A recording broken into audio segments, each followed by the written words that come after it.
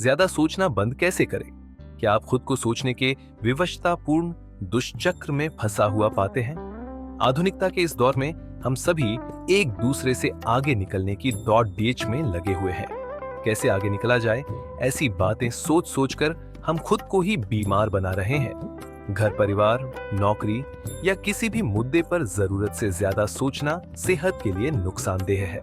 जिस पल आप किसी ऐसी चीज के साथ पहचान बना लेते हैं जो उससे अलग है, जो आप वाकई हैं, तब मन की गतिविधि शुरू हो जाती है। आप उसे रोक नहीं सकते। क्या आपने कोशिश की है? आप खुद को घास डालते हैं और बस जीवन गुजारते रहते हैं। खुद को घास डालना बंद कीजिए। 24 घंटे के लिए बैठकर मन को रोकने की भरसक कोशिश कीजिए। आप पाएंगे कि यह आपको हर जगह ले जा रहा है। 3 दिन में आप पागल हो जाएंगे। कभी कभी मन को शांत रखने से भी किसी समस्या का हल निकल जाता है। आज हम आपको एक सुंदर कहानी के माध्यम से इसे समझाने की कोशिश करेंगे। आइए देखते हैं इस कहानी को और समझने की कोशिश करते हैं। गांव में रहने वाला एक युवा लड़का पुरानी बुरी यादों को न भूल पाने की आदत से परेशान था और एक ही चीज के बारे में बार बार सोचता। अगर किसी ने उसे कुछ कह दिया या उसके साथ कुछ गलत हो गया तो वह पूरे दिन बस उस एक घटना के बारे में सोचता। उसके दिमाग में हर वक्त एक ही बात घूमती रहती। फिर वह अपने साथ हुई किसी बुरी घटना के लिए या तो अपनी किस्मत को कोसता या भगवान को, या फिर वह उस शख्स से बदला लेने के बारे में सोचता रहता था जिसने उससे कुछ कहा था या उसके साथ कुछ गलत किया था। अपनी ज्यादा सोचने की आदत के कारण न तो उसके लोगों से अच्छे संबंध थे और न ही उसे कोई काम अच्छे से करना आता। वह हमेशा तनाव या मानसिक अशांति की स्थिति में रहता। उसकी हालत देखकर उसके दोस्त ने उसको सलाह दी कि एक ज़ेन मास्टर यहाँ पास के बौद्ध मठ में रहता है, आप उनके पास जाइए। वह आपकी इस मानसिक समस्या का कोई न कोई समाधान अवश्य बताएंगे। युवा लड़का ज़ेन मास्टर के पास जाता है और उसे अपनी समस्या बताता है। वह एक ही घटना के बारे में बार बार कैसे सोचता रहता है और पुरानी बुरी बातों या यादों को भूल नहीं पाता। लड़के की समस्या सुनने के बाद ज़ेन मास्टर वहां से उठकर मठ के अंदर चले जाते हैं। ज़ेन मास्टर द्वारा बिना कोई जवाब दिए इस तरह उठकर चले जाना लड़के को थोड़ा अजीब लगता है, लेकिन वह अभी भी वहीं बैठा है। थोड़ी देर बाद वह देखता है कि ज़ेन मास्टर उसकी ओर आ रहे हैं।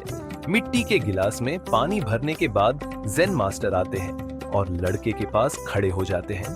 तभी लड़का भी उसके सामने खड़ा हो जाता है। ज़ेन मास्टर लड़के से पूछते हैं, बताओ इस गिलास का वजन कितना होगा? लड़के ने कहा, मैं ठीक नहीं बता सकता, लेकिन इस गिलास का वजन बहुत कम है। अब ज़ेन मास्टर ने गंभीरता से कहा, मेरा सवाल ये है कि अगर मैं इस गिलास को थोड़ी देर के लिए ऐसे ही पकड़ कर रखूं तो क्या होगा? लड़के ने कहा, कुछ नहीं होगा। ज़ेन मास्टर ने फिर पूछा, क्या होगा अगर मैं इस गिलास को 1 घंटे तक ऐसे ही पकड़े रखूं? लड़के ने कहा, आपके हाथ में दर्द होने लगेगा। ज़ेन मास्टर ने फिर पूछा, क्या होगा अगर मैं इस गिलास को पूरे दिन इसी तरह पकड़ कर रखूं? लड़के ने गंभीर शब्दों में कहा, आपके हाथ में बहुत दर्द होने लगेगा, आपका हाथ सुन्न हो सकता है, आपकी मांसपेशियां तनावग्रस्त हो सकती हैं और तुम्हारा हाथ भी मर सकता है।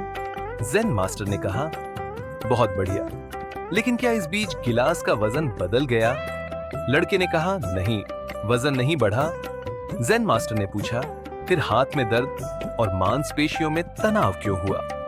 लड़के ने उत्तर दिया। बहुत देर तक रुके रहने पर ज़ेन मास्टर ने फिर पूछा, अब इस दर्द से छुटकारा पाने के लिए मुझे क्या करना चाहिए?